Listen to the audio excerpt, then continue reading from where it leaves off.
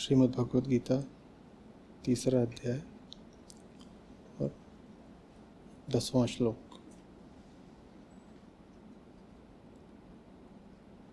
शुरू हो रही है श्रृंखला अर्जुन के संशय से, संशयपूर्ण आग्रह से। क्या? नहीं करूँगा कर्म। ज्ञान आपने बता तो दिया, कर्म नहीं करूँगा। फिर कृष्ण अर्जुन को ले आते हैं सर्वप्रथम कर्म की अनिवार्यता पर।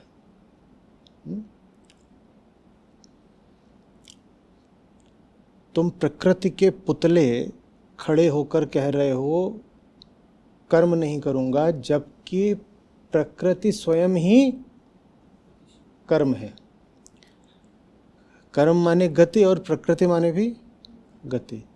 तो अर्जुन, तुम जो मेरे सामने खड़े हो, जीव हो ना, हाड़ मांस के पिंड हो ना, बाहर तन है भीतर मन है, और मन माने लगातार समय विचार गति, यही सब है ना। प्रकृति माने ही होता है समय गति कर्म, और तुम कह रहे हो कर्म नहीं करूँगा। पागल, कर्म नहीं करना था तो पैदा नहीं होते। जो पैदा हो गया, कर्म की उसकी श्रृंखला शुरू हो गई, तो कर्म से तो नहीं बच सकते। ठीक है। फिर कर्म के बारे में आगे बढ़े हैं और 6ठे 7वें श्लोक में कहा है कि कर्म 2 केंद्रों से आ सकते हैं। कौन से 2 केंद्र से आ सकते हैं कर्म? है ना। ये तो कर्म के 2 प्रकार हो गए। कर्म कोई आचरण मान लीजिए, तो जब कोई बोले आचरण माने क्या, तो कर्म।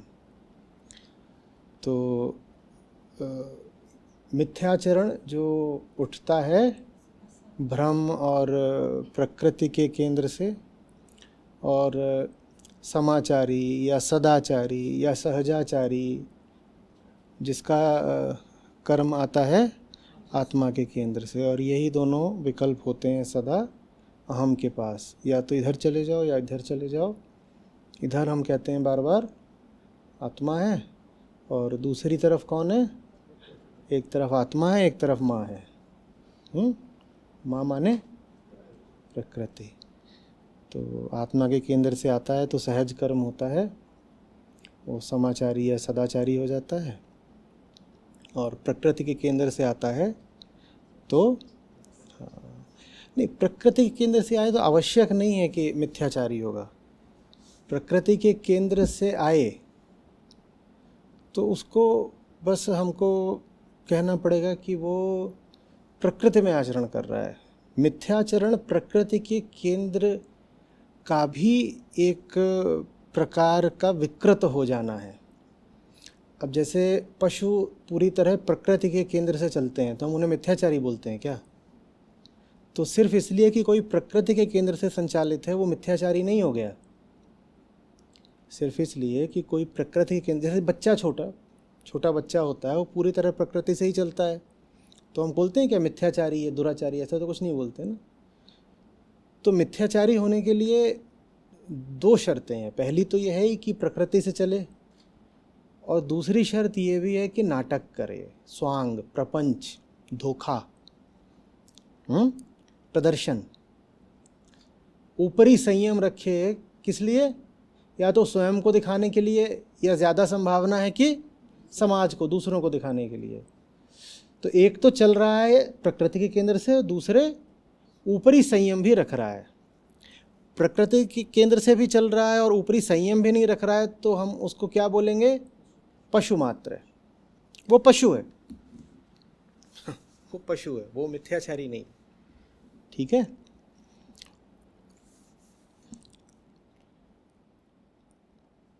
और जो मनुष्य होकर के भी पशु का केंद्र चुन रहा है, उसको क्या बोलेंगे? पशु अगर प्रकृति केंद्र से चल रहा है तो हम कह देंगे हाँ जी पशु है, वो तो अपना काम कर रहा है।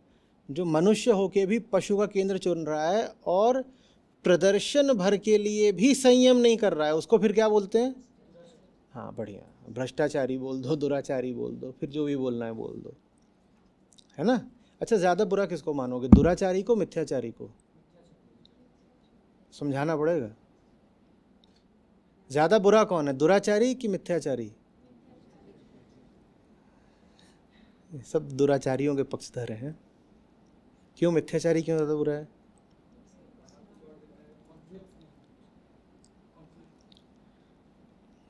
वो सक्रिय रूप से धोखा देना चाहता है। दुराचारी वैसा है जैसे संतों ने कहा है कि तनमन एक ही रंग, तासों तो कौआ भला तनमन एक ही रंग। अगर वो अंदर से काला है तो वो बाहर से भी काला ही है। वो कम से कम ये दिखा तो नहीं रहा कि मैं बाहर से बड़ा बगुले जैसा सफ़ेद हूँ, जैसा है भीतर से अगर वो गड़बड़ है तो वो बाहर भी उसकी गड़बड़ी दिख ही रही है। उसके भीतर अगर हिंसा है या ईर्ष्या है, द्वेष है, तो वो चीज़ स्पष्टतया उसके स्थूल कर्म में भी परिलक्षित हो रही है। उसकी वाणी में दिखाई देगा कि हिंसा है, उसके कर्मों में वो हाथ पांव उसके जैसे चल रहे होंगे, दिख रहा होगा कि इसके भीतर नफरत भरी हुई है। तो ये हो गया हमारा दुराचारी। मिथ्याचारी ज़्यादा बुरा है। मिथ्याचारी कौन हो गया? मुंह में राम बगल में छुरी, दिखाने के दांत और खाने के दांत और। कुछ पता नहीं चलता उसका। जानते हो मिथ्याचार के साथ बड़ी खतरनाक बात क्या है?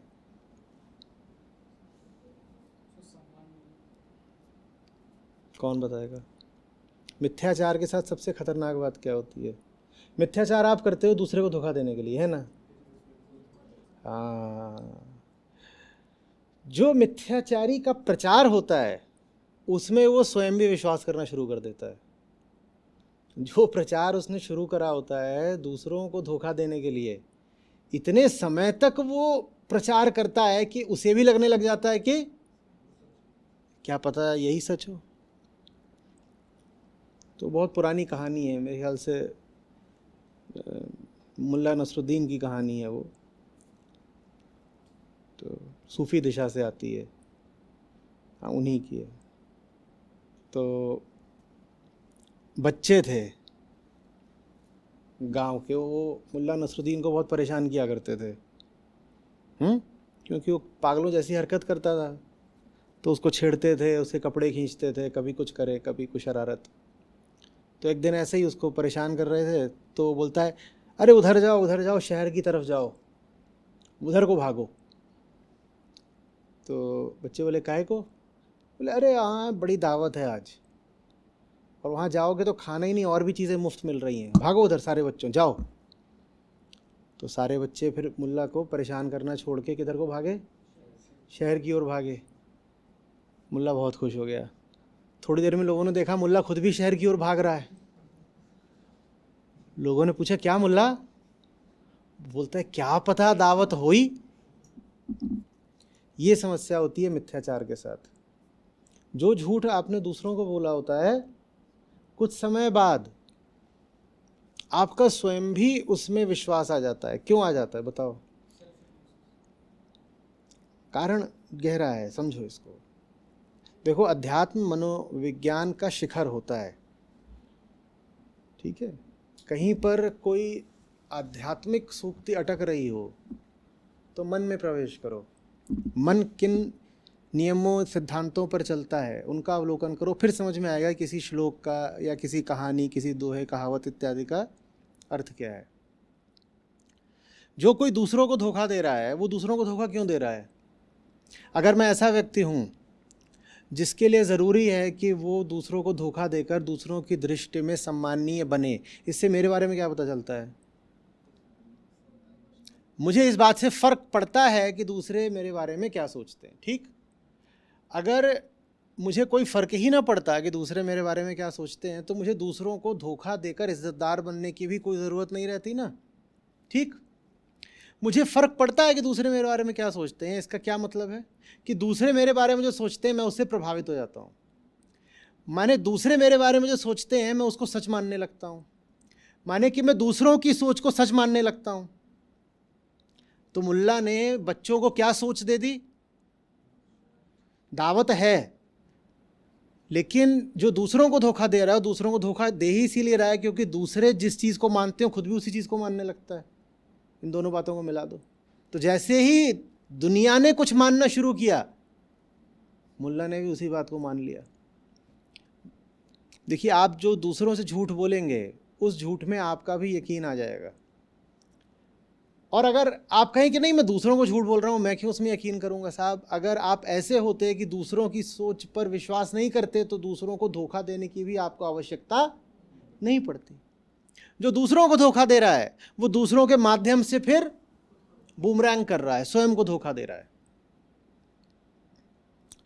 समझ में आ रही बात? ये संभव नहीं है कि तुम दूसरों को धोखा दो और बचे रह जाओ। ये नियम जैसी बात है, गणित का जैसे नियम हो, इसको आप कोई अपवाद नहीं खोज पाओगे। तो जो मिथ्याचारी होता है वो आत्मघाती होता है। वो दूसरों को ही कुछ मिथ्या नहीं पिला या चटा रहा होता है। उस मिथ्यात्व में उसका अपना विश्वास आ जाता है। और जितना आपका अपने बारे में किसी झूठ में विश्वास आता जाएगा उतना आप अपने सत्य से दूर होते जाएंगे।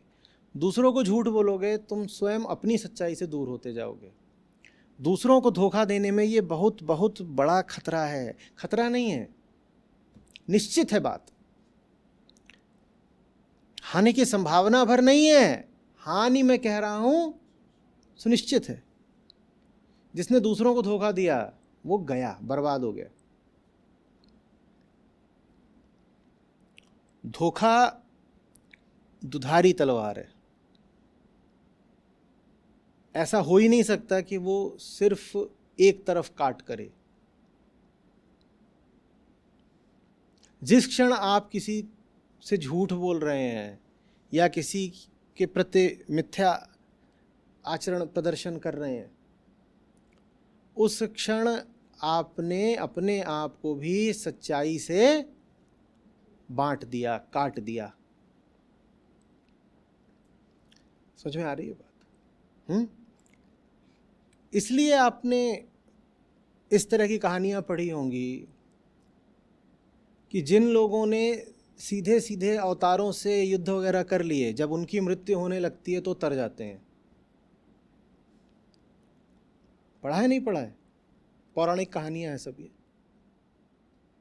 तो ये कथाएं क्या बताती हैं? बहुत बार आप देखोगे कि फलाना राक्षस आ गया देवी से युद्ध करने, परंतु देवी के हाथों मृत्यु को पाकर के वो फिर तर गया। यह रावण, कि रावण को पूरी बुद्धि है। रामायण प्रत्यक्ष परोक्ष रूप से कई बार बताती है कि रावण को पता तो लग गया था कि दाल गलनी है नहीं। आध्यात्मिक दृष्टि से ना पता लगा हो तो सामरिक दृष्टि से तो समझ ही गया था रावण। एक बार में तो उसके सब सेनानी मरे नहीं थे, एक एक करके गए थे। पूरी एक श्रृंखला चली थी जिसके अंत में रावण का वध था। तो रावण को दिख तो रहा था कि ये सब जा रहे हैं, सब जा रहे हैं, सब जा रहे हैं। मेघनाद 25-30 वर्ष का तो रहा ही होगा, इंद्रजीत। अगर वो था तो रावण कम से कम 50 वर्ष का है युद्ध के समय। तो शूरता में मेघनाद रावण से थोड़ा आगे का ही रहा होगा, पीछे का तो नहीं। जब दिख रहा है कि मेघनाद नहीं बचा तो, लेकिन रावण माना नहीं।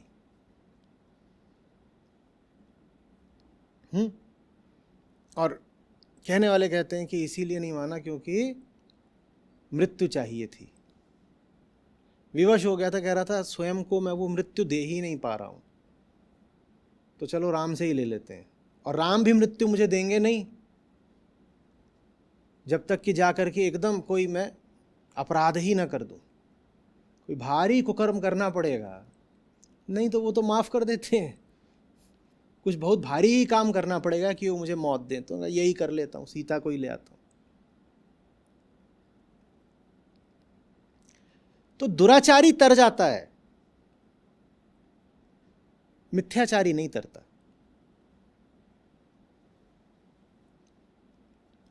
दुराचारी दुष्ट है, मिथ्याचारी कपटी है।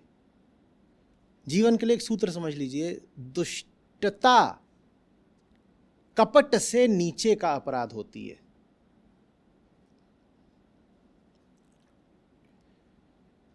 दुष्ट की माफी है, कपटी की नहीं है।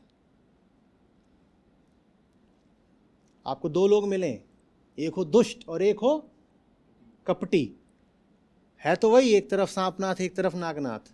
किसको चुनना है? दुष्ट को चुन लीजिएगा, कपटी को मत चुनिएगा।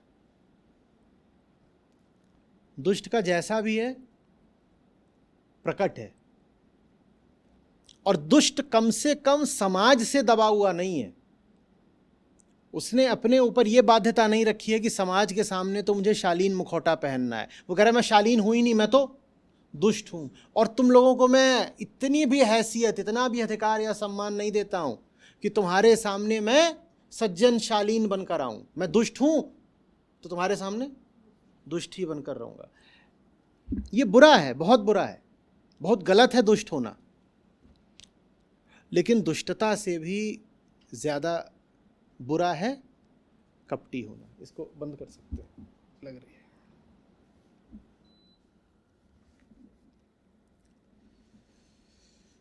समझ में आ रही है बात?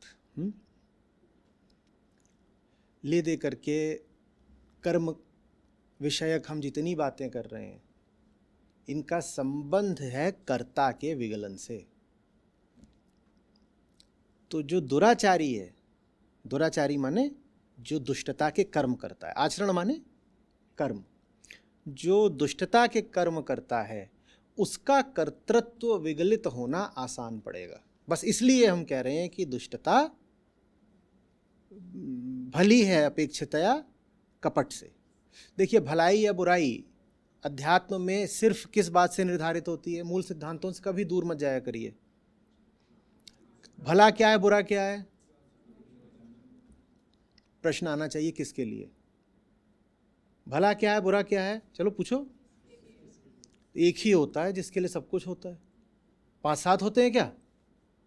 एक ही तो होता है जिसके लिए कुछ भी होता है। कौन होता है वो?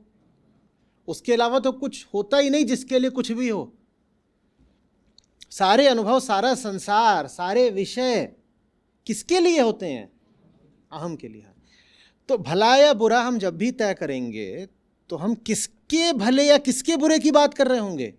अहम के। तो अहम की तो एक ही भलाई होती है, एक ही होता है, इसके लिए कुछ अच्छा होता है कुछ बुरा होता है, अहम। और उसकी भलाई भी कुल एक होती है और उसकी बुराई भी कुल एक होती है। सारी बात एकदम सरल करके चलिए, तब तो जीवन में सरलता आएगी। नहीं तो अध्यात्म को भी आप गणित की तरह जटिल बना लेंगे। जीवन में इतनी ही अन्य जटिलताएं हैं, आप अध्यात्म को अपने लिए एक और जटिल बोझ बना लेंगे। एकदम सरल करके चलिए, सीधे 1 और 1 2 बराबर, इतना सरल करके चलिए। तो अध्यात्म के लिए एक ही भलाई होती है क्या? अहम के लिए एक ही भलाई होती है क्या? उसका आत्मा से मिलन। बिल्कुल ठीक। तो हम कह रहे हैं कि जो दुष्ट है, जो दुष्ट कर्म करने वाला है, जो दुराचारी है, उसके अहम के लिए फिर भी सिर्फ तुलनात्मक रूप से, अपेक्षितया आसान होगा आत्मा से मिल जाना। बोलो क्यों? क्योंकि वो हथियार लेके आत्मा के सामने खड़ा हो गया, तुझे मारूंगा। हाँ, बहुत बढ़िया, बहुत बढ़िया, अंगुलीमाल जैसा। अब आपने बुद्ध की बात कर दी है तो महावीर की बात भी कर लेते हैं। कहते हैं जब महावीर को कैवल्य पद प्राप्त हुआ तो एक सांप निकल आया कहीं से। किसने सुनी है ये कथा? तो एक सांप निकल आया, वो पहले ही था, अभी अभी उनको बात समझ में आई है, बैठे थे, दुनिया को देख रहे थे, ध्यान कर रहे थे, तो सांप निकल आया और आकर के उसने, और क्या करेगा, वो गाना गाएगा, तो उसने आकर के डस लिया। जब डस लिया तो उसको देखने लगे, बोले तू यही करेगा। अब उन्होंने ऐसा बोला नहीं था, माने कुछ मुझे भी तो अधिकार है ना, तो उसको बोलते हैं तू यही करेगा। बोले तुझे कुछ पता भी है, तू कब से यही कर रहा है, जिस दिन से सृष्टि है, समय है, उस दिन से तू यही कर रहा है, तू बस डस रहा है, और तूने मुझे भी डस लिया, तूने मुझे भी डस लिया। और मुझे डसने का तुझे फल ये मिलेगा कि तू आगे भी लोगों को बस डसता रहेगा, यही करना है। सांप सांप था, आदमी जितना मूर्ख तो था नहीं। कहते उसका बल्ब जल गया, उसको बात समझ में आ गई, उसको बात समझ में आ गई। इस सांप को माना गया कि ये महावीर स्वामी का पहला शिष्य हुआ। अब ये देखो कथा है, प्रतीकात्मक कथा है, पौराणिक कथाओं की तरह ही है, लेकिन मतलब समझिए, खुली दुष्टता आपको तार देती है। उसने खुली दुष्टता कर दी ना, क्या करा उसने, ठीक जैसे अंगुलीमाल खड़ा हो गया था बुद्ध को कि मारूंगा, इसने भी खुली दुष्टता कर डाली, इसने डस ही लिया, इसने डस लिया। फिर कहानी कहती है कि जब उन्होंने बोला तो यही करता रहेगा, तो उसने अपना जो सर्पत्व था वो त्याग दिया, माने मर गया। सर्प अगर अपना सर्पत्व त्याग दे तो क्या बचेगा, कुछ नहीं, मर गया। फिर आगे कहते हैं कि वो इंसान बन गया, वो फिर इंसान बन गया। ये प्रतीक कथाएं हैं, इनका मतलब समझिएगा, बहुत दूर के और बड़े ऊंचे इशारे हैं। समझ में आ रही बात। उसने क्या करी थी, खुली दुष्टता, आमने सामने आके, पीठ पीछे वाला काम नहीं था उसका, सामने से आके, जैसे रावण की तरह, जैसे अंगुलीमाल की तरह। जो सामने आके कर लेता है वो तर जाता है, क्योंकि अहम हथियार लेकर के खड़ा हो गया है, पर सामने तो आ गया ना, इतना ही बहुत होता है। तुम हथियार लेके ही आओ, तुम जहर लेके ही आओ, तुम बंदूक लेकर के आओ, तुम गालियां लेकर के आओ, पर सामने तो आओ। जो सामने आ जाएगा वो तर जाएगा, जो सामने आएगा ही नहीं वो व्यर्थ ही मरेगा। समझ में आ रही बात।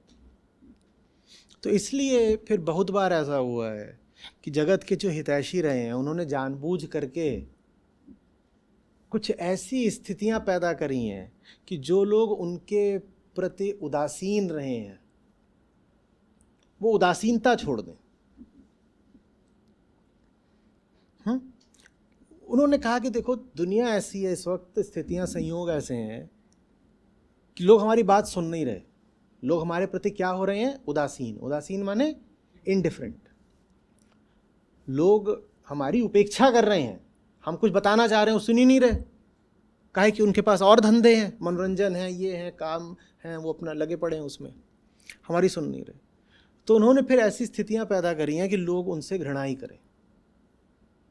कहते घृणा भी करोगे तो कम से कम सामने तो आओगे, पत्थर लेके आओ सामने, पर सामने तो आओ। इसलिए दुराचारी जल्दी तर जाता है। पत्थर ही लेके सामने आओ, पर आओ तो सामने। और ऐसा बहुत होता है, घृणा की दृष्टि से ही फिर लोग सामने आते हैं या द्वेष लेकर के, पर फिर तर जाते हैं, चाहे सांप हो चाहे अंगुलीमाल हो।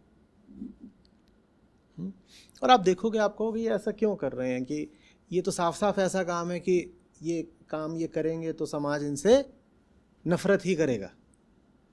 वो एक विधि रही है, वो एक प्रकार की तरकीब होती है। तो और तो कोई तरीका है नहीं, तुम्हारी सुनो तो हम तुमको परेशान करेंगे, फिर तो आओगे ना मैं मारने।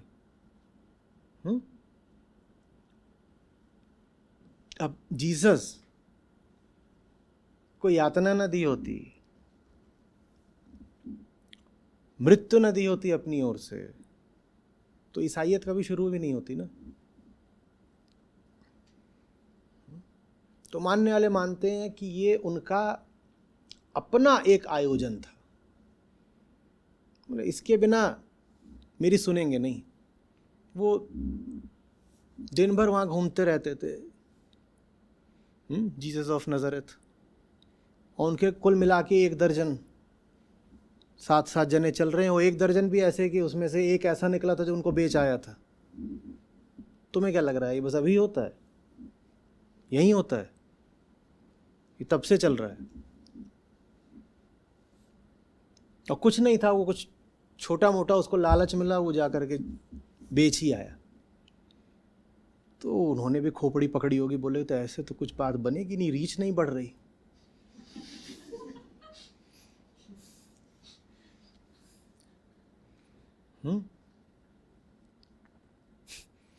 उनका कुछ करते हैं तो उनका यही करते हैं, लो।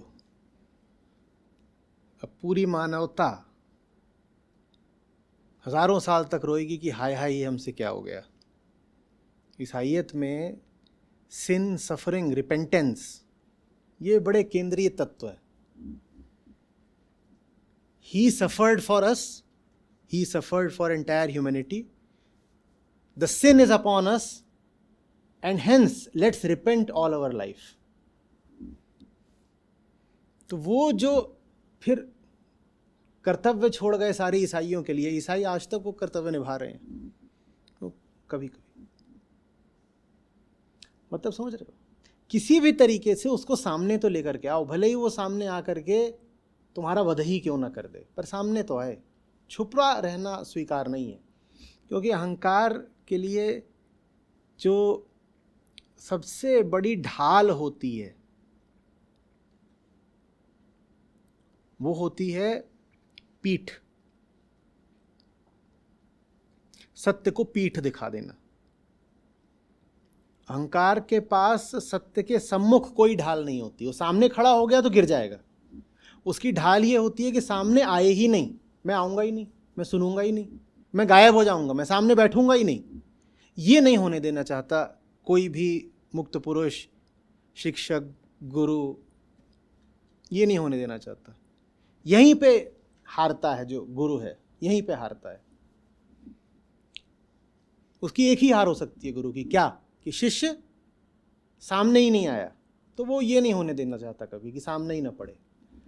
और ये जो जगत है, इसकी गहरी से गहरी इच्छा यही होती है कि इसको उपेक्षा से मार डालो, किल हिम थ्रू इंडिफरेंस।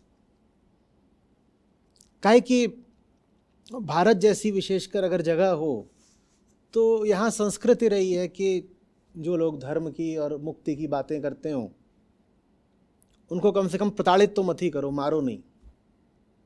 माने उन्हें स्थूल मृत्यु तो मत ही दो, उन्हें पत्थर मत मारो, उनको हथियार से मत मारो। तो फिर उन्हें सूक्ष्म मृत्यु दी जाती है। सूक्ष्म मृत्यु कैसे दी जाती है? उपेक्षा करके, कि वो कुछ बताना चाहता है, वो कुछ करना चाहता है, तुम उसको सुनो ही नहीं। उसको न सुनना उसकी मौत के बराबर है, क्योंकि वो देह के लिए तो जी नहीं रहा, वो तो धर्म के लिए जी रहा है। वो तो जी इसलिए रहा है कि रोशनी फैले, और आप अपना अंधेरा ही पकड़े रहो तो उसको मौत मिल गई ना।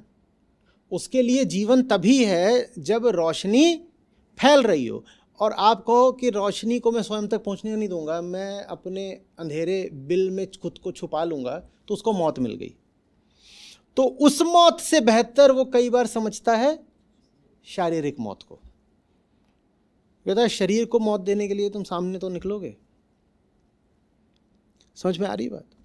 तो अहम आत्मा के सम्मुख पड़ जाए जिस भी विधि से, नतीजा शुभ ही निकलेगा। ऊपर ऊपर से भले ही ऐसा लग जाए कि किसी की मौत हो गई, किसी को कष्ट दे दिया, किसी को प्रताड़ित कर दिया, कोई बात नहीं, उसका नतीजा शुभ ही। अशुभ बस होता है छुपे बैठे रहना, अशुभ बस होता है नजरें न मिलाना।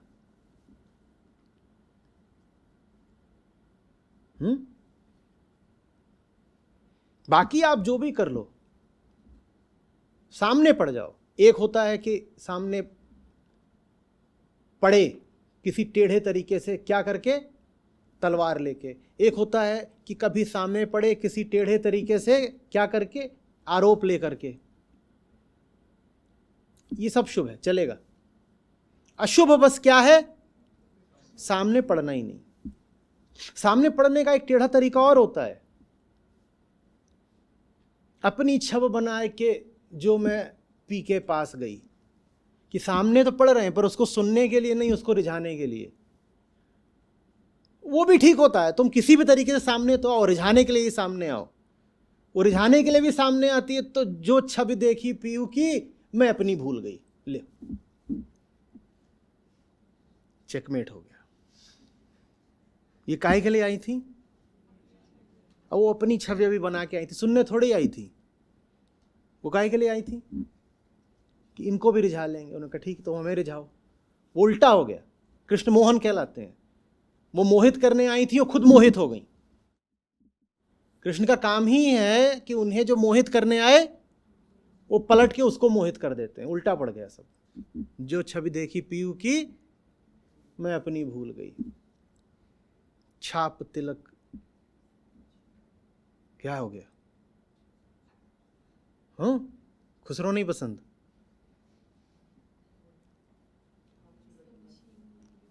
रे मुंह से नैना मिलाई, नजर मिला लो काम हो जाता है। छाप तिलक सब छीनी रे मुंह से नैना मिलाई के। तो अहम एक बार नजरें मिला ले आत्मा से, काम हो जाता है। तो वो सारी कोशिश ये करता है कि ऐसे मुंह छुपा के बैठेगा, इधर करेगा उधर करेगा, उधर उधर कहीं पे कोने वाली कुर्सी पकड़ लेगा एकदम छाप। आ भी गए और कुछ पता भी न चले कि क्या है कैसे। उधर पीछे जाके वहाँ नीचे ज़मीन पे एक बैठा होगा, अभी देखना कोई ना कोई होगा उधर। कौन है? कोई नहीं आज है, तो कुर्सी के नीचे देखो कोई ना कोई। ये मिथ्याचार है। मिथ्याचार माने ऊपर ऊपर दिखा भी दिया कि आए हैं और आकर के नजरें भी नहीं मिलाई। ये मिथ्याचार है, ये मिथ्याचार है। IIT गुवाहाटी में था, वहाँ बीच में मैंने सत्र रोक दिया। स्टेज से मैं खड़ा हो गया, मैंने कहा वो जो जितने पीछे बैठे या तो वो आगे आए या बाहर जाएं। एक आध जगह और भी ऐसे ही करा था, कहीं पर दिल्ली में करा था, भूल गया किसमें, किसी कॉलेज में। पर वहाँ IIT का अच्छे से आते कि 10 मिनट के लिए रुक गया था मैं, वो भी बड़े हठी, वो आगे ही नहीं आ रहे, बोल रहे हमारी फ्रीडम ऑफ लोकेशन है। तुम्हारी फ्रीडम ऑफ लोकेशन? मैं कहा ठीक है, मेरे पास भी तो मेरी फ्रीडम ऑफ वोकेशन है ना। मैं कहता हूं मैं जो काम करूंगा वो अपने तरीके से करूंगा। देखते हैं तुम्हारी लोकेशन जीतेगी या मेरी वोकेशन जीतेगी। 10 मिनट तक ऐसे ही चलता रहा, फिर किसी तरीके से मन मार के मुंह बिचकाते हुए सब आगे आगे बैठे। उन्हें पता ही नहीं है वो जो कर रहे हैं वो अहम की बड़ी पुरातन युक्ति है। उसने हमेशा से यही करा है। क्या करा है? नजरें चुराई हैं। वो तब भी नजरें चुरा रहा था, वो आज भी नजरें चुरा रहा है। उसे सामने नहीं पड़ना। तुम अंगुलीमाल हो जाओ कहीं बेहतर है। तुम तय करके आओ कि आज इसकी भी मुंडमाल बनाएंगे, कोई दिक्कत नहीं, खोपड़ा हाजिर है। लेकिन तुम छुप जाओ तो गुरु भी फिर बेबस हो जाता है, बिलबिला उठता है, क्योंकि इस कृत्य की कोई काट किसी गुरु के पास नहीं होती है। यहां पे गुरु भी विवश हो जाता है, तुम सामने ही नहीं आ रहे ना, यहां पे वो कुछ नहीं कर पाएगा। तो इस एक चीज से गुरु घबराता है, कहता है ये नहीं, ये नहीं, इसके अलावा कुछ भी। तुम गोली लेकर बंदूक लेकर आ जाओ, वो खुश हो जाएगा, चलो आ गया, किसी भी वजह से आया, आ गया, मारने के लिए ही आया, आ गया।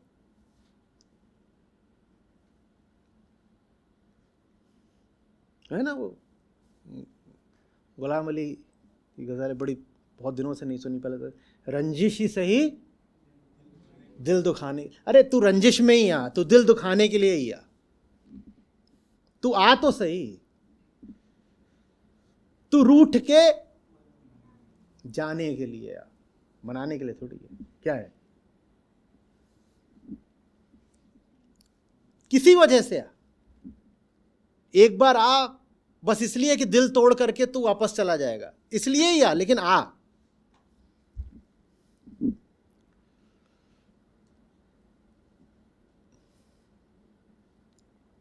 समझ में आ रही है बात?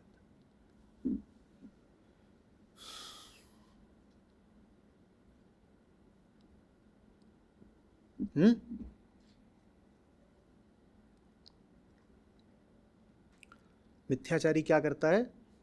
वो अहम की ओर, वो आत्मा की ओर पीठ करके खड़ा हो गया है, कर रखी है पीठ, और सिर के पीछे मुखौटा पहन रखा है ताकि दुनिया को लगे कि आत्मा की ओर देख रहा है, जबकि उसने आत्मा की ओर कर क्या रखी है? पीठ। ये मिथ्याचारी है। हम इन तीन में अंतर समझना चाहते हैं, पशु, मिथ्याचारी और दुराचारी। पशु कौन है? वो प्रकृति का पूत है, उसे आत्मा से कोई लेना ही देना नहीं, तो पशु को कभी कोई अपराध नहीं चढ़ता, उसे कभी कोई पाप नहीं लगता। तुम कभी नहीं कहोगे ये पापी सांड। तुम्हारे सामने कोई अजगर किसी हिरण को समूचा निगल जाए, तुम कभी नहीं कहोगे ना कि दुष्ट अजगर, नहीं कहोगे ना। ठीक जब अजगर हिरण को निगल भी रहा होता है, ठीक इस वक्त भी उसमें एक मासूमियत होती है, कुछ और कर ही नहीं सकता। उसको हम हिंसा भी नहीं कह सकते कि उसने हिंसा करी है, उसे और कुछ आता ही नहीं है, वो ये करेगा ही करेगा। जैसे एक मशीन वही करती है ना जो उसे करना होता है। घास काटने वाली मशीन है, वो क्या करेगी? उसमें से खिलौने निकलेंगे? घास काटने वाली मशीन है, वो खिलौने पैदा करेगी क्या? या संगीत उठेगा उसमें से? वो क्या करेगी? तो अजगर क्या करेगा? वो हिरण खाने वाली मशीन है, तो हिरण खाता है। पशु को पाप नहीं लगता। पशु वो है जिसे आत्मा से लेना देना नहीं, वो बस प्रकृति की गोद में खेल रहा है लगातार। ये सब अपनी माँ के बच्चे हैं, ये वहीं खेलते रहते हैं, इन्हें दूर जाना ही नहीं है, इन्हें कोई मतलब नहीं है मुक्ति क्या होती है, बोध क्या होता है, दुनिया, चांद, तारे, ये लोग वो लोग, इन्हें कोई लेना ही देना नहीं। ये जहाँ पैदा हुए हैं इन्हें ज़िंदगी भर वहीं रहना है। ये कहाँ पैदा होते हैं? ये मम्मी की गोद में पैदा होते हैं, इन्हें ज़िंदगी भर मम्मी की गोद में ही खेलना है। पूरा जो मनुष्य के अतिरिक्त जो प्राकृतिक जगत है वो ऐसा ही है, ठीक है। मम्मी ने पैदा किया और उन्हें मम्मी के आंचल में ही पूरी ज़िंदगी बिता देनी है और वहीं पे मर भी जाना है। उन्हें कोई पाप वाप नहीं लगता, ना उनका कोई पुण्य होता है। तो पशु ये हो गया जो लगातार प्रकृति के तरफ भी क्या देख रहा है, प्रकृति के साथ है। मिथ्याचारी कौन हो गया? वो देख प्रकृति की ओर रहा है, लेकिन प्रदर्शित ये कर रहा है कि देख आत्मा की ओर रहा है। माने वो जानता है कि देखना कहां चाहिए, लेकिन बड़ा कुटिल है, उसे पता है उसे क्या करना चाहिए, लेकिन फिर भी नहीं कर रहा। ऐसों की कोई माफी नहीं होती। तो देख इधर को रहा है और यहाँ पे मुखौटा लगाया जिससे दूसरों को लगे कि उधर को देख रहा है, यहाँ पे मुंह जैसा मुखौटा, तो लगे कि उधर को देख रहा है। ये कौन हो गया? मिथ्याचारी। दुराचारी कौन है? वो खुले में आत्मा की ओर देख रहा है और कह रहा है कि दूर रहे, मार दूंगा। वो ऐसा प्रदर्शित करने की भी जरूरत नहीं समझता कि उसे आत्मा से प्रेम है। वो आत्मा की ओर मुंह करके खड़ा है और प्रेमपूर्ण मुंह करके नहीं खड़ा है। ये जो मुखौटा है इस पर क्या भाव है? जो मिथ्याचारी मुखौटा पहना उसमें क्या भाव है? प्रेम का, सम्मान का भाव है। हे आत्मा महान है, हे उसके आगे हम क्या कर रहे हैं? मुस्कुरा रहे हैं।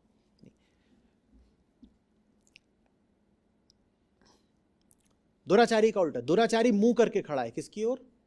आत्मा की ओर, और कह रहा है मैं प्रकृति का प्रतिनिधि हूं और प्रकृति की ओर से आत्मा में तेरा वध करने आया हूं, मैं तेरा वध करने आया हूं।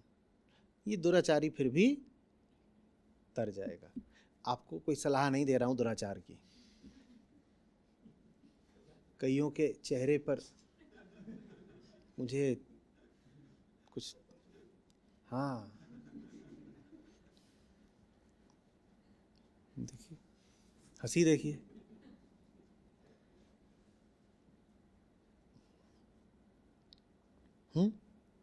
तीनों का अंतर समझ में आ गया है।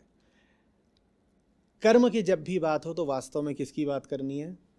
कर्ता की। और कर्ता माने हर बात को एकदम उन्हीं 3 पे ले जा कर के रोकना है। उससे पहले रुक गए तो फंसोगे। और जहां फंसने की सबसे कम संभावना है वो ग्रंथ है मेरी दृष्टि में अष्टावक्र गीता और ऋभु गीता। वहां आप चाह के भी फंस नहीं सकते। उसके बाद आते हैं उपनिषद।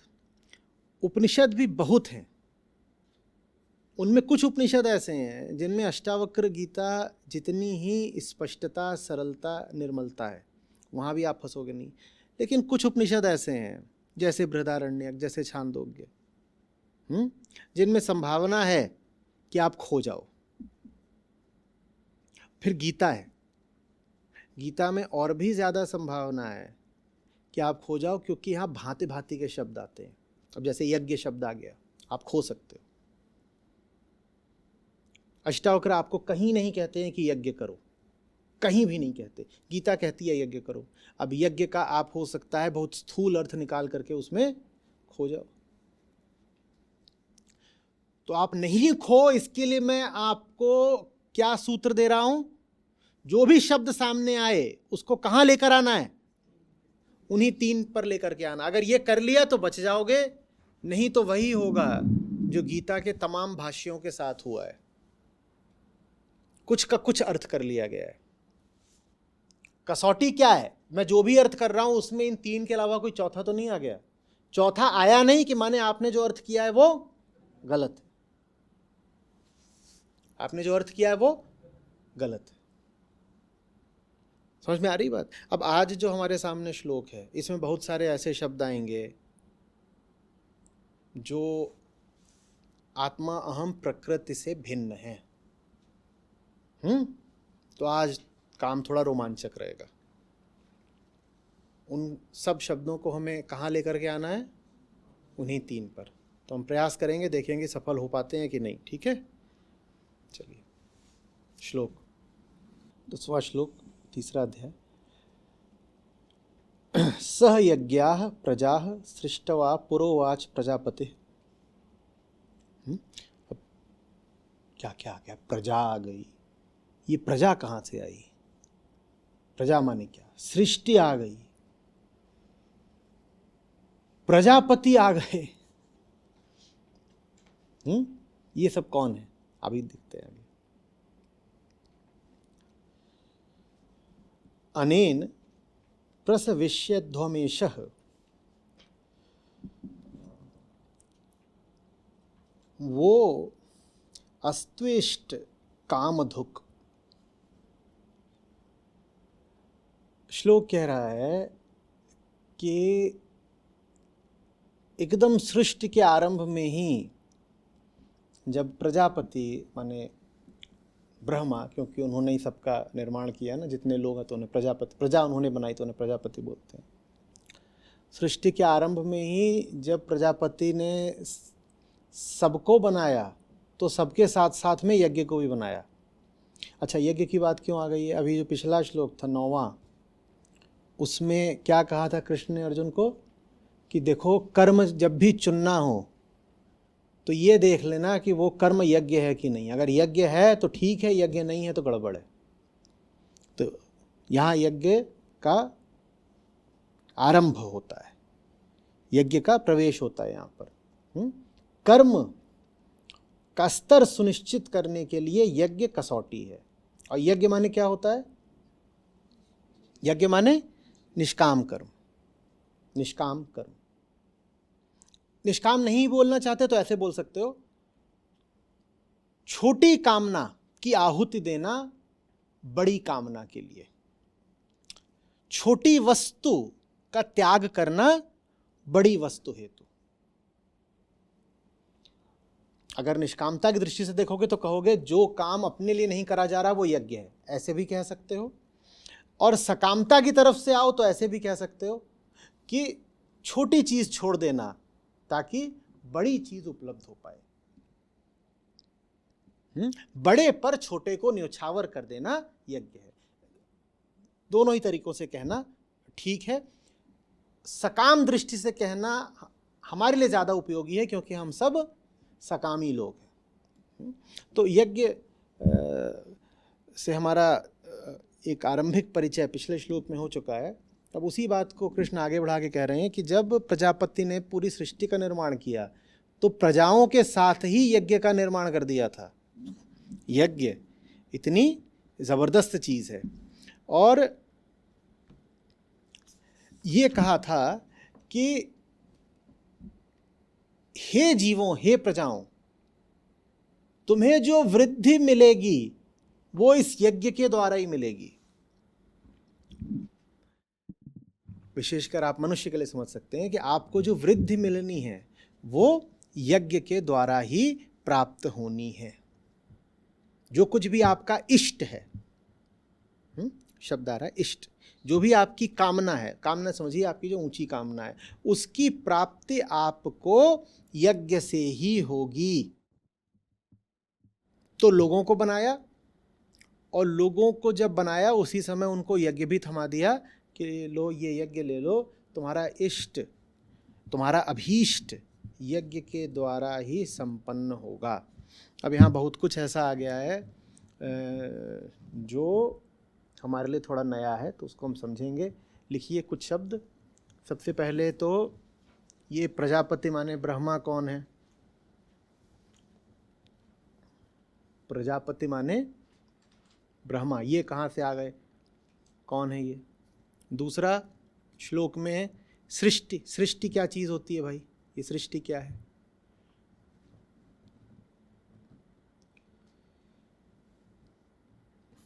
तीसरा ये आरंभ क्या होता है? कहें सृष्टि के आरंभ में ही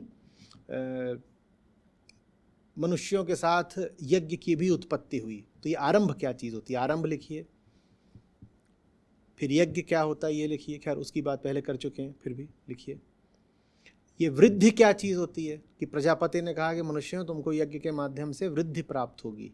वृद्धि माने क्या? हर चीज को वहीं लेकर के आना है।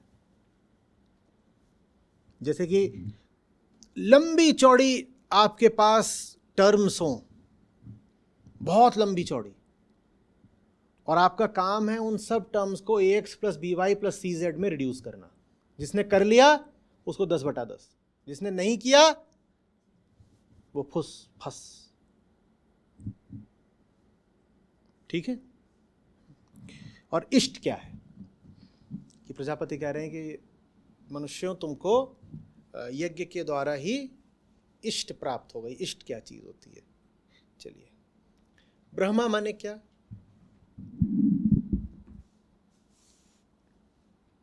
ब्रह्मा माने क्या?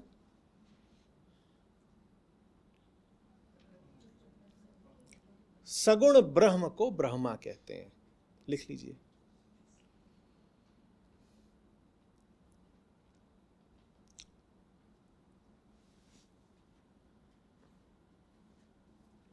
अब ब्रह्म तो निर्गुण होता है, ये सगुण ब्रह्म क्या आ गया? ये क्या चीज है? सगुण ब्रह्म क्या होता है? ब्रह्म तो माने ही जो निर्गुण निराकार है। सगुण ब्रह्म क्या? तो वेदांत सबसे पहले पूछेगा फिर से ठप, किसके लिए? ब्रह्म निर्गुण है किसके लिए? ब्रह्म के लिए। और ब्रह्म सगुण है किसके लिए? ये बात ब्रह्म के देखे। ब्रह्म माने ब्रह्म सत्य आत्मा, ये एक ही है। ठीक है ना? अहम ब्रह्मास्मि, तो ब्रह्म अहम है और अयम आत्मा ब्रह्म, तो आत्मा ब्रह्म है। तो दोनों को मिलाकर के क्या बना कि सत्य और आत्मा और ब्रह्म ये तीनों एक ही है। तो सगुण ब्रह्म अपने आप में कुछ नहीं होता, सत्य नहीं है सगुण ब्रह्म। लेकिन झूठ के लिए तो हो सकता है ना सगुण ब्रह्म, सत्य के लिए तो सत्य ही होगा, पर झूठ के लिए तो झूठ हो सकता है ना। अहम क्या है? झूठ। तो अहम के लिए सगुण ब्रह्म संभव है, उसको बोलते हैं ब्रह्मा। सगुण ब्रह्म ब्रह्मा। तात्विक दृष्टि से सगुण ब्रह्म सिर्फ एक मिथ्या बात है, पर अहम स्वयं कौन सा तात्विक है? वो खुद एक कल्पना है। तो सगुण ब्रह्म ब्रह्मा। फिर प्रश्न उठना चाहिए कि फिर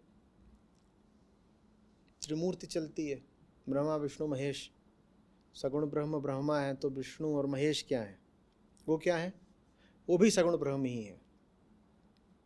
प्रकृति का मतलब क्या होता है? गति। आज सुनूंगा।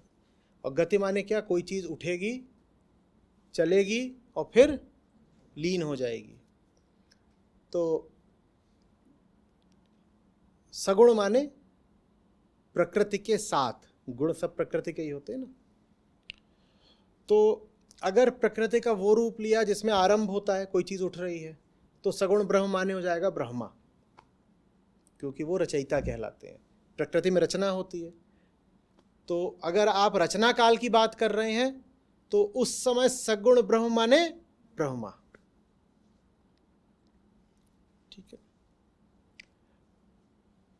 अगर आप स्थिर काल की बात कर रहे हैं तो सगुण ब्रह्म माने विष्णु। और अगर आप प्रलय काल की बात कर रहे हैं तो उस समय सगुण ब्रह्म माने महेश। ठीक है, समझ में आ गया? अभी इस श्लोक में किस काल की बात हुई है? आरंभ की। तो इस समय सगुण ब्रह्म माने ब्रह्मा। ठीक है, तो ये स्पष्ट हो गया। ब्रह्मा विष्णु महेश कौन है, ये बात स्पष्ट हो गई। ठीक है ना। तो ब्रह्मा ने सृष्टि के आरंभ में, ये सृष्टि क्या चीज होती है, ये क्या आ गया? देखिए, अपनी कॉमन सेंस पर निर्भर नहीं रहना है कि सृष्टि माने ये सब, ऐसे नहीं। अध्यात्म में आपकी जो साधारण मान्यताएं हैं, कॉमन सेंस, वो नहीं चलती। जो मूल सिद्धांत हैं उनसे चिपक कर चलना होता है। तो सृष्टि माने क्या? अहम के अनुभवों के विषय। तीन ही होते हैं ना। तो सृष्टि माने वो जिसका अहम अनुभव करता है। तो सृष्टि माने प्रकृति।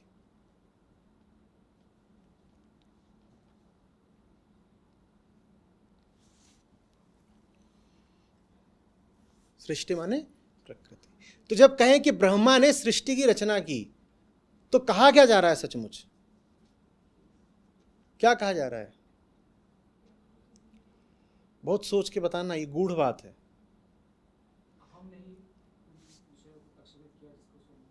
और बोलो, खोल के बोलो, पास जा रहे हो, बोलो। बढ़िया। जब कहा जा रहा है ब्रह्मा ने सृष्टि की रचना की, तो इसमें सचमुच क्या कहा जा रहा है?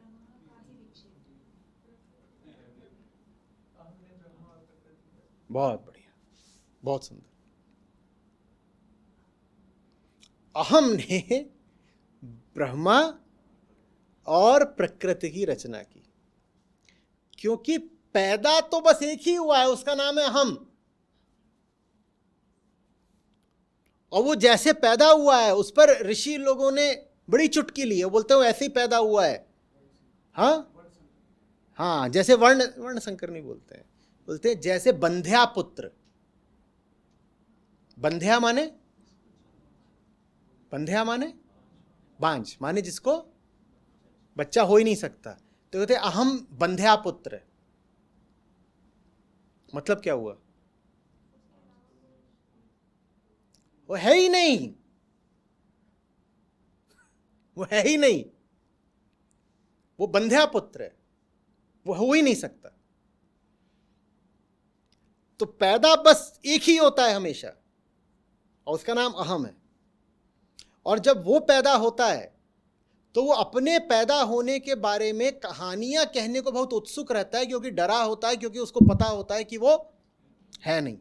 तो वो फिर कहानियां बनाता है। उन कहानियों में दो चीजें होती हैं, एक वो जगत जिसमें अब वो खेलेगा कूदेगा, दूसरा वो जगह जहां से वो आया है। तो जिस जगत में वो खेलेगा कूदेगा उसको क्या नाम देता है? प्रकृति। और जिस जगह से वो आया उसको क्या नाम देता है? ब्रह्मा। समझ में आ रही है? तो ब्रह्मा ने सृष्टि की रचना की। इसको सचमुच कैसे पढ़ना है? मजा आ रहा है? ब्रह्मा ने, तो अब प्रश्न उठेगा तो कि श्री कृष्ण ने या वेद व्यास ने सीधे ही क्यों नहीं कह दिया कि हमने इधर ब्रह्मा और उधर प्रकृति की रचना कर रखी है? सीधे ही क्यों नहीं कह दिया? फिर वेदांत के प्रश्न पे वापस जाइए। कृष्ण ये अगर बोलते तो किससे बोलते? अर्जुन से बोलते। और अर्जुन तो अभी द्वैत के ही मसलों में उलझे हुए हैं। अर्जुन को नहीं समझ में आता कि ये सब कुछ बस मानसिक है, प्रक्षेपित है। अर्जुन के लिए द्वैत सत्य है। द्वैत माने वो जो सामने पितामह खड़े हैं वो भी सत्य हैं और मैं भी सत्य हूँ, और ये जो पूरी प्रकृति में इतने सारे तत्व बिखरे हुए हैं ये सब भी सत्य हैं। ये कोई मैंने थोड़ी खड़े कर दिए। अर्जुन तो अभी मोहित है ना। जो मोहित है, जो भ्रमित है, उसको आप बोल दोगे कि ये जितने हैं ना ये है नहीं, ये बस तुम्हें लग रहे हैं, तुम्हें अनुभव हो रहे हैं, प्रतीत हो रहे हैं, पर है नहीं, तो बौखला जाएगा। वो कहेगा ये पागल हो गए। ऐसे थोड़ी होता है।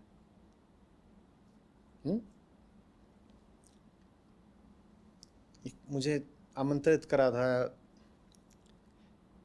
एक मीडिया हाउस ने, बड़ा है वो, भारत में काफ़ी बड़े हैं वो, उनका चैनल वगैरह चलता है, वेबसाइट चलती है। तो उन्होंने अद्वैत के बारे में सवाल पूछे। मैंने उनको बताया कि देखिए ना, तो ये सवाल है ना आप है ना मैं हूँ, तो उत्तर का तो कोई प्रश्न पैदा ही नहीं होता। तो सब वहाँ पत्रकार लोग ही थे, बहुत सारे, 20-40 थे, वो घेर के वहाँ पे, उनकी ऐसी परंपरा है, वैसे ही वो इंटरव्यू लेते हैं। और वो यही जानने को आतुर थे कि ये अद्वैत होता क्यों। मैं कहा कुछ अद्वैत का मतलब ये है कि प्रश्न पूछना ही बेकार है।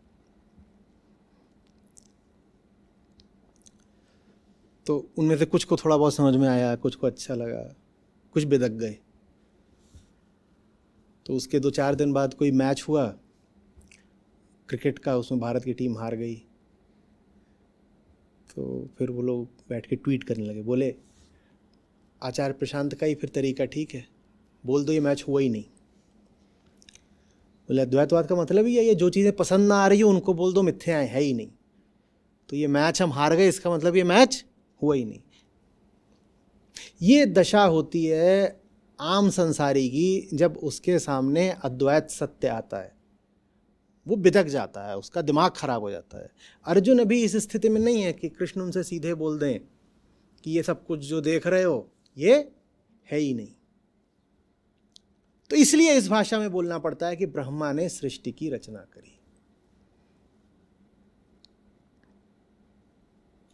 ब्रह्मा ने सृष्टि की रचना करी, ठीक है। फिर कह रहे सृष्टि के आरंभ में ही ब्रह्मा ने मनुष्यों को कोई बात बोली थी। आरंभ क्या चीज है?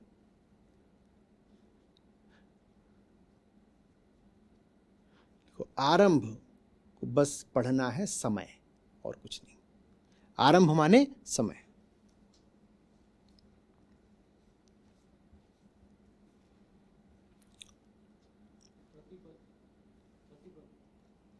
नहीं, वो लगातार है ना। समय माने जो है ही है, तो आरंभ भी लगातार है ही है।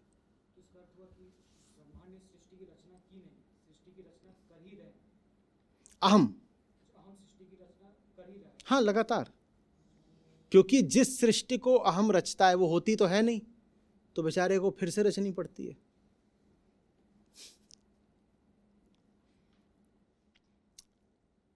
एक सृष्टि में अहम को चैन कहाँ आता है? वो जो सृष्टि रचता है उससे असंतुष्ट ही रहता है, तो फिर अगले ही पल उसे क्या करना पड़ता है? सृष्टि को भी बदलना पड़ता है और स्वयं को ही बदलना पड़ता है। तो आरंभ कब है? आरंभ माने समय। अगर तुम कहो समय है तो आरंभ है। यही बात अंत पर भी लागू होती है। अंत माने भी समय। समय का मतलब ही है निरंतर आरंभ और निरंतर अंत, ठीक है। फिर यहां पर शब्द आ रहा है यज्ञ। यज्ञ की बात हम कर चुके हैं ना, या दोहराएं? यज्ञ माने क्या? यज्ञ माने क्या? आगे बहुत बार आएगा यज्ञ, तो उसमें भूलना बहकना नहीं है बिल्कुल। यज्ञ माने सिर्फ निष्काम कर्म और कुछ नहीं, ठीक है। वृद्धि, हाँ, तो प्रजाओं मनुष्यों तो यज्ञ के माध्यम से वृद्धि को प्राप्त होगे। ये वृद्धि माने क्या है? वृद्धि माने क्या? अहम की, आत्मा की ओर यात्रा को वृद्धि कहते हैं। भाई कुछ भी बोला जाएगा, वृद्धि बोला जाए चाहे हानि बोला जाए, वो होगी किसके लिए? अहम के लिए, है ना। और तो किसी की वृद्धि हो नहीं सकती। तो अहम के लिए वृद्धि क्या होगी? सिर्फ आत्मा की ओर बढ़ना, यही वृद्धि है, ठीक है। इष्ट, और तुम जब यज्ञ करोगे तो तुम्हें तुम्हारी इष्ट वस्तु प्राप्त होगी। इष्ट कामधुक, इष्ट वस्तु प्राप्त होगी। इष्ट माने अहम के लिए एक ही इष्ट वस्तु हो सकती है, क्या? आत्मा। तो इष्ट है आत्मा।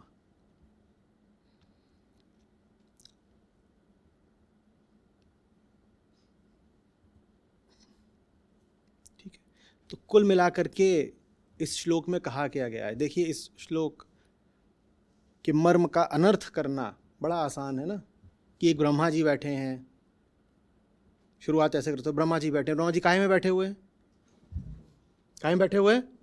कमल के फूल में बैठे हुए हैं, और वो पृथ्वी वगैरह बना रहे हैं, और वो फिर मनुष्यों की और पेड़ पौधे या पशुओं की रचना कर रहे हैं। उसके बाद वो विशेषकर मनुष्यों को क्या आदेश देते हैं कि ये पेड़ मैंने इसलिए बनाए हैं ताकि इनकी काट करके लकड़ियों को तुम जा करके यज्ञ हवन करो, और जब वो करोगे तो तुम्हारी कामनाओं की पूर्ति होगी। और कौन सी कामनाओं की पूर्ति होगी?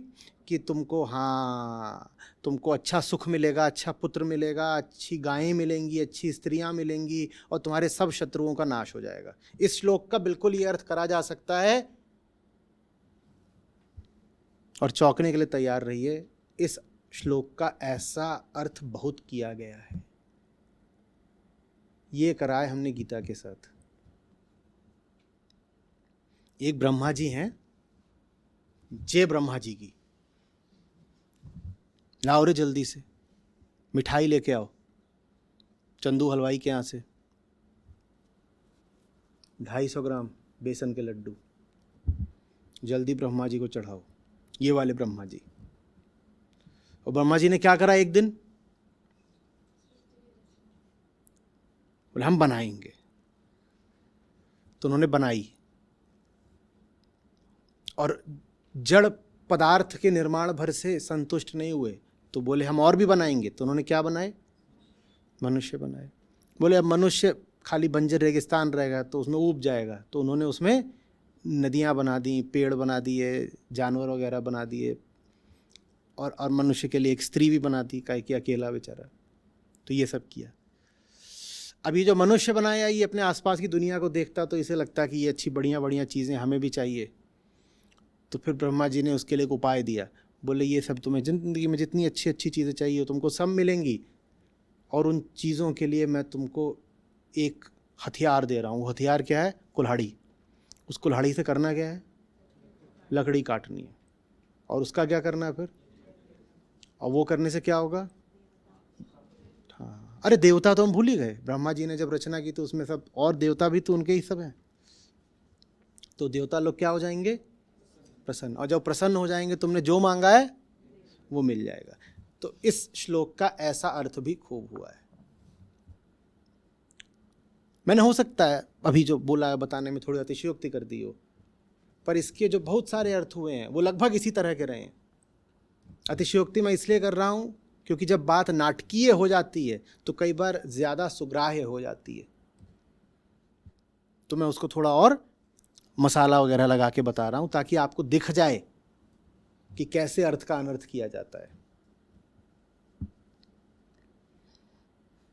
कुल मिलाकर के बात इतनी है कि कहा जा रहा है कि अहम को चाहिए अपनी इष्ट आत्मा, और अहम को अगर आत्मा चाहिए तो यज्ञ एकमात्र उपाय है। कुल इतनी सी बात इस श्लोक में कही गई है।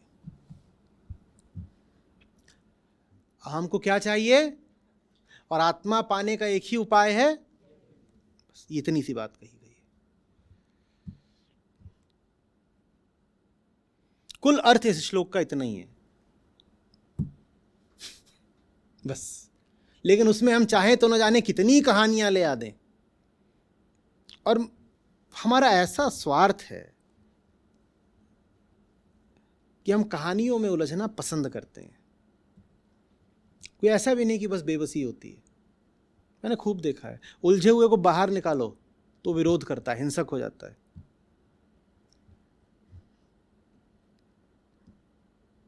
बहुत सारे लोग जो अपने आप को गीता विज्ञ बोलते होंगे, अगर वो अभी इस कक्ष में मौजूद होते तो मैं जो आपसे बातें कह रहा हूं उनका पुरजोर विरोध करते, कहते नहीं नहीं नहीं, इस श्लोक का ये अर्थ थोड़ी है, आपने तो उल्टी गंगा बहा दी। ब्रह्मा जी ने बनाया ना इंसान को, आपने तो कह दिया कि हमने बना दिया ब्रह्मा जी को, ये क्या कर दिया आपने, ऐसे थोड़ी होता है। और सृष्टि का आपने अर्थ बना दिया वो जो तुमने प्रक्षेपित करी है, माने आपने सृष्टि का अर्थ दे दिया व्यक्तिगत अस्तित्व। जबकि हम सृष्टि को हमेशा क्या मानते हैं, वो जो मुझसे बाहर है, वो द्वैतात्मक अर्थ हुआ ना। अद्वैत में सृष्टि का मतलब हुआ मेरा होना ही सृष्टि है, मैंने अपना सृजन करा नहीं कि मैंने सृष्टि की सृष्टि कर दी। तो सृष्टि माने वो नहीं जो मुझसे बाहर है, मैं ही सृष्टि हूं, क्योंकि मैं हो ही नहीं सकता इन सब के बिना। तो मैं आया नहीं कि ये सब आ गए, तो बताओ सृष्टि माने क्या, मैं ही सृष्टि हूं।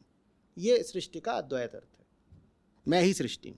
क्योंकि ये क्या बोल रहे हैं आप, सृष्टि माने वो सब ना जो ब्रह्मा जी ने बनाया था, ताल पोखरे, नदियां, पहाड़, बादल, चांद, सूरज, तारे, ब्रह्मांड, ये सब सृष्टि है ना। नहीं, वो सब सृष्टि नहीं है, अहम ही सृष्टा है और अहम ही सृष्टि है।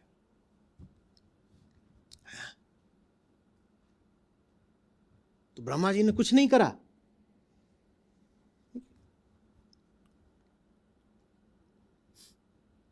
तुम जानो। पर अभी तो आप बोल रहे थे कि ब्रह्मा जी सगुण ब्रह्म है, हम ये भी तो बोल रहे थे ना कि ब्रह्म सगुण हो ही नहीं सकता। तो सगुण ब्रह्म का अर्थ हो जाता है वो ब्रह्म जिसको अहम देख रहा है। और अहम सदा किसको देखता है,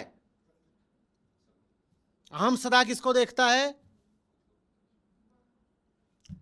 अहम सदा किसको देखता है, अहम सदा किसको देखता है, खुद को। तो सगुण ब्रह्म वो ब्रह्म है जिसको अहम देख रहा है। तो सगुण ब्रह्म क्या हो गया, अरे अहम सदा किसको देखता है, और सगुण ब्रह्म वो जिसको अहम देख रहा है। तो सगुण ब्रह्म माने, बात इतनी खतरनाक है कि बोली नहीं जा रही। सगुण ब्रह्म माने अहम। ये क्या बोल दिया आचार्य जी ने।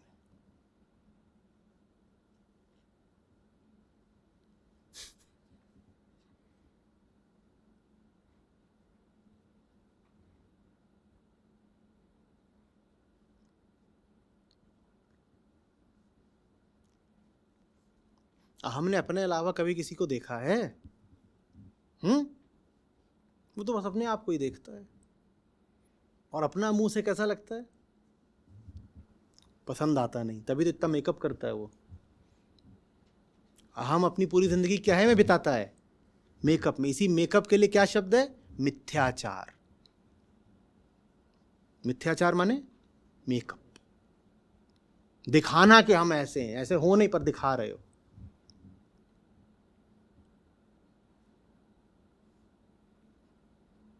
आत्मा की समस्या क्या है, वो अदृश्य अगोचर होती है, माने वो अलक्ष्य होती है, माने वो दिखती नहीं है। तो अहम को दिखता क्या है हमेशा, बस अपनी सूरत। आत्मा है पर वो दिखती नहीं है। ये बेचारे अहम की समस्या है। जो दिखता है वो सच नहीं, जो सच है वो दिखता नहीं। जिए तो जिए कैसे, मरे तो मरे कैसे। जो दिखता है उससे प्यार नहीं, और जिससे प्यार है वो दिखता नहीं। जिए कैसे? ये हम की समस्या है। कुछ आ रही बात समझ में?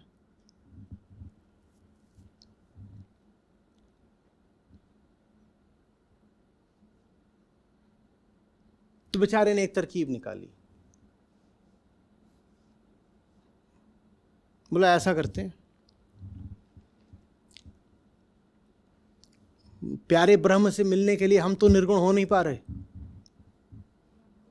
ब्रह्म को ही सगुण बना देते हैं।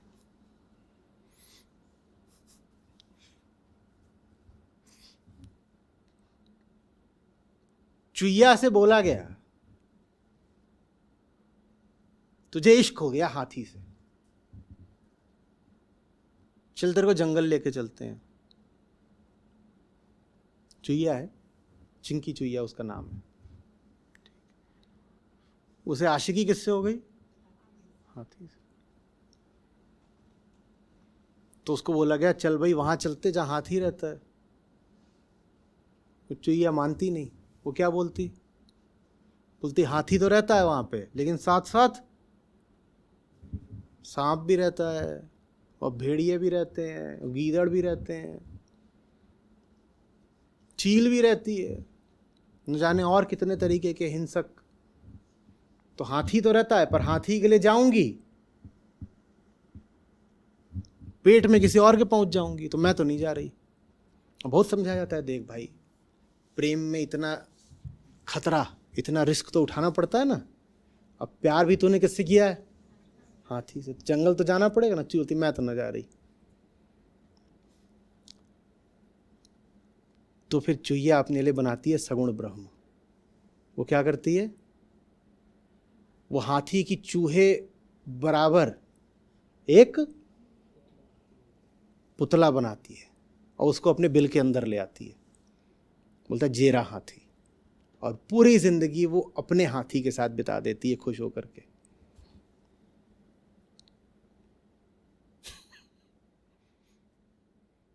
बिल के अंदर कितना बड़ा हाथी आएगा? जितनी बड़ी चुईया उतना बड़ा चुईया का दिल, और जितना बड़ा चुईया का दिल उतना ही बड़ा चुईया का बिल, और जितना बड़ा चुईया का बिल उतना ही बड़ा चुईया का हाथी। यह है आम आदमी की स्थिति। खुद तो निकल के जंगल जाऊंगा नहीं, जंगल के हाथी को अपने बिल में ले आऊंगा। समझ में आ रही है बात? और खूब किस्से बनाऊंगा। वो जो हाथी है उसका जो पुतला बनाया है चूहिया ने, वो पुतला बिल्कुल चूहे जैसा लगता है। काहे कि चूहिया ने बनाया है तो चूहे ही जैसा लगेगा। चूहिया के लिए तो हाथी अगम अगोचर अदृश्य ही है ना। काहे कि वो कहाँ रहता है? और चूहिया तो कभी जंगल गई नहीं, तो उसने तो कभी हाथी देखा नहीं। लेकिन दूर से कुछ आहट आती थी हाथी को, और चूहिया को प्यार हो गया। मस्त हाथी, मजा आ गया। जो कमी मुझ में है उसका ठीक विपरीत वो हाथी है। मुझ में क्या कमी है? मैं इतनी सी। और वो जो आहट आती है, जो उसकी आवाजें आती हैं, उससे ही लगता है कि मस्त कोई। मैं हर वक्त डरी रहती हूं, और वो कैसा रहता है? गजराज। तो चुहिया को प्रेम तो बहुत हो गया था, पर हाथी को उसने कभी देखा नहीं। तो चुहिया के लिए वो हाथी तो निर्गुण निराकार ही है, काहे कि कभी देखा तो है नहीं। तो जब वो हाथी की प्रतिमा बनाएगी तो क्या वो प्रतिमा हाथी जैसी होगी? हाथी तो उसने कभी देखा ही नहीं। वो प्रतिमा किसके जैसी होगी? वो चूहे जैसी होगी। चूहे जैसा बना करके उसको रख लिया, उसी को अपना चूमती रहती है कि यही तो है मेरा हाथी।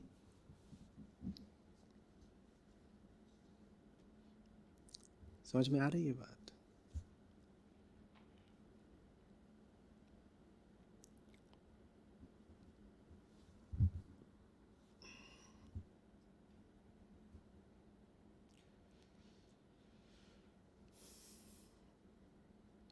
हमारा किसी तरीके से कुछ जेनेटिक म्यूटेशन हो जाए, विकास की प्रक्रिया, इवोल्यूशन तो लगातार चल ही रहा है ना, और हम एक से बढ़कर एक करतूते भी करते रहते हैं।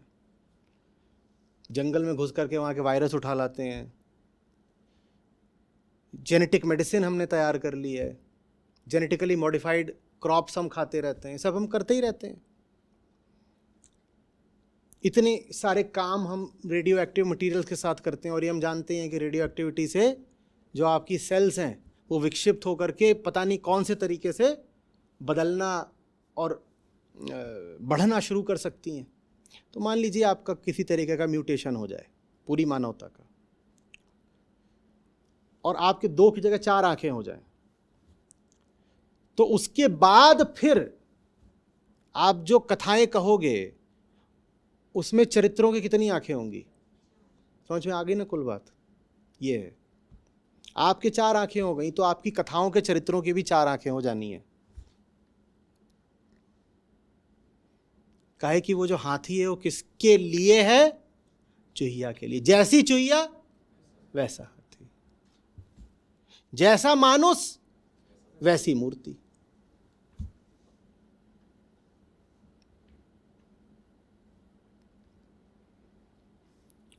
समझ में आ रही है? तो इसको ऐसे मत ले लेना कि कोई प्रजापति बैठे हुए हैं और उस सृष्टि की रचना आदि कर रहे हैं।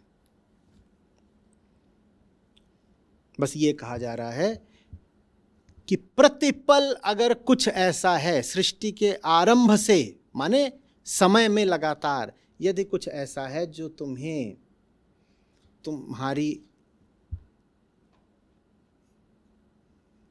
मंजिल तक, तुम्हारे अंत तक, तुम्हारे इष्ट तक पहुंचा सकता है, तो वो यज्ञ मात्र है, निष्काम कर्म। और निष्काम कर्म तभी संभव है जब तुम पहले थोड़ा सा आंखें पलट करके आत्मावलोकन करके कर्ता को देख लो। जो कर्ता को देखेगा वही निष्कामता को पाएगा। नहीं तो सकामता तो अहम के लिए बिल्कुल प्राकृतिक है। बच्चा निष्काम पैदा नहीं होता, आप सकाम ही कृत्य करोगे सारे। सकामता तभी रुकेगी जब सकामता का स्रोत देख लो और कहो ये कौन है? ये मैं तो हूं नहीं। मैं हूं नहीं तो मैं इसकी कामनाएं क्यों पूरी करूं? सारी कामनाएं जिसकी हैं मैं वो हूं नहीं। कामनाएं उसकी हैं तो उसको पूरा मैं काहे को करूं? जैसे ही समझ में आता है वैसे ही कामना के पीछे भागना थम जाता है। मैं वो हूं ही नहीं जिसको कामना उठी है।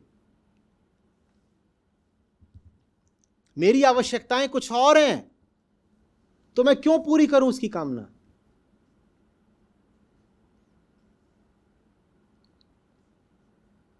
क्यों पूरी करूं?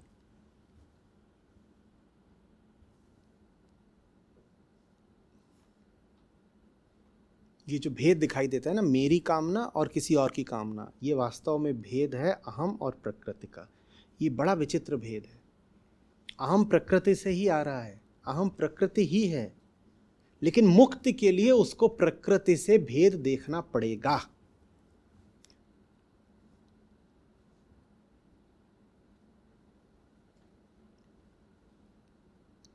इस समय आपकी कामना होगी सुनने की। आपकी पीठ की क्या कामना हो रही है? लेटने की। घंटा 1.5 घंटा हो गया ऐसे तन के बैठे हो, पीठ क्या बोल रही है? अरे थोड़ा पीठ सीधी कर लिया, लेटने को मिल जाए। और अहम चेतना ये क्या बोल रहे हैं? सुन ले। कामनाएं अलग अलग है ना। आत्मावलोकन में आप दूसरे की कामना पूरी करना छोड़ देते हो। दूसरे की कामना पूरी नहीं करनी है।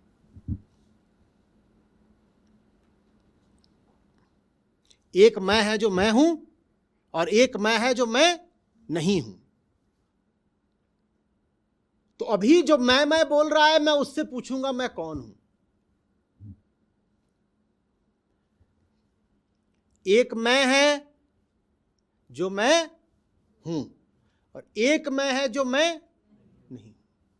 और अभी भीतर से एक बोल रहा है मैं। तो उस मैं से मैं पूछूंगा कि मैं कौन हूं? मैं 1 की मैं 2, I1 की I2। तो कौन सा वाला मैं है, आत्मा वाला मैं कि बकरी वाला मैं? दोनों मैं होते हैं। आत्मा भी बोलती है मैं, और जो पशु है भीतर का, प्रकृति, बकरी, वो भी क्या बोलती है? मैं। तो जब भी बोलो मैं,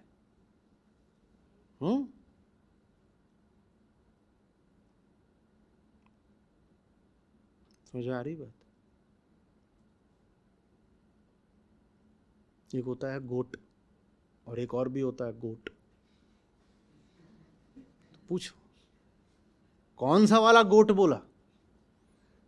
एक गोट माने बकरी और दूसरा गोट माने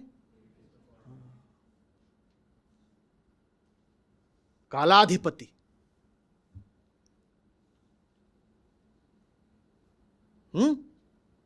काल का बाप, the greatest of all time. तो कौन सा गोट है ये? ले दे के होगा तो वो गोट ही, पर कौन सा वाला गोट? समझ में आ रही है बात? ये श्लोक कुल क्या बोल रहा है? निष्काम कर्म के अलावा कोई तरीका नहीं है कामना पूरी करने का। क्या बात बोल दी! कामना पूरी करनी है तो कामना भूल जाओ। जो अपनी कामनाएं भूल जाएगा उसकी सारी कामनाएं पूरी हो जाएंगी। नहीं, सारी नहीं पूरी होंगी।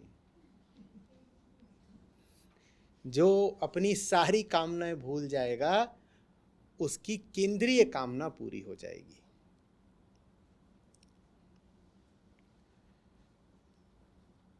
जब तुम वो सब भूल जाओगे जो तुम चाहते हो, तो तुम्हें वो मिल जाता है जो तुम सचमुच चाहते हो।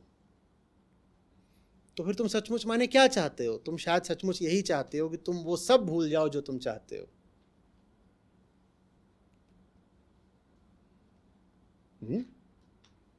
हम क्या चाहते हैं? कि हम भूल जाएं कि हम क्या चाहते हैं। इसका मतलब याद रखना कि हम क्या चाहते हैं कोई सुख की स्थिति नहीं होती। अन्यथा हम क्यों चाहते कि हम भूल जाएं कि हम क्या चाहते हैं? हम अपनी कामना को भुलाना चाहते हैं। इससे आशय क्या? कामना ही दुख है। कामना दुख ना होती तो हम कामना को भुलाने की कामना क्यों करते?